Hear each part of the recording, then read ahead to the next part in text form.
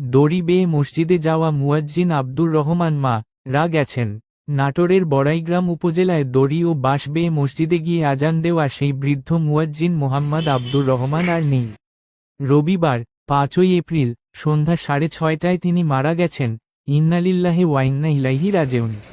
সোমবার ৬ই এপ্রিল সকাল ৯টায় উপজেলার নগর ইউনিয়নের বড়দেহা গ্রামের প্রাথমিক বিদ্যালয় মাঠে জানাজা শেষে স্থানীয় কবরস্থানে তাকে দাফন করা হয়।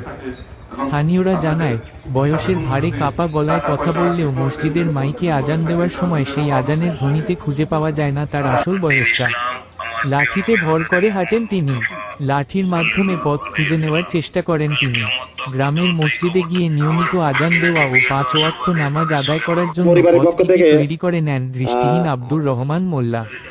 পরিবারের সদস্যদের সহযোগিতায় বাড়ি থেকে মসজিদ পর্যন্ত বাঁশ বেঁধে ও দড়ি টানিয়ে নেন তিনি। এরপর তিনি বাঁশ ও দড়ি ধরে ধরে ও বেয়ে বেয়ে মসজিদে যান। মাইক চালিয়ে আজান দেন। এভাবেই চলছে দীর্ঘ ১৫ বছর।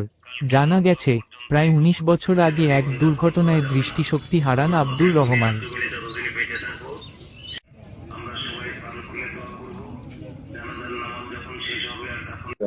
সম্মানিত মুসল্লিবৃন্দ, যারা এই জানাজার শরীক হয়েছেন তাদেরকে সবাই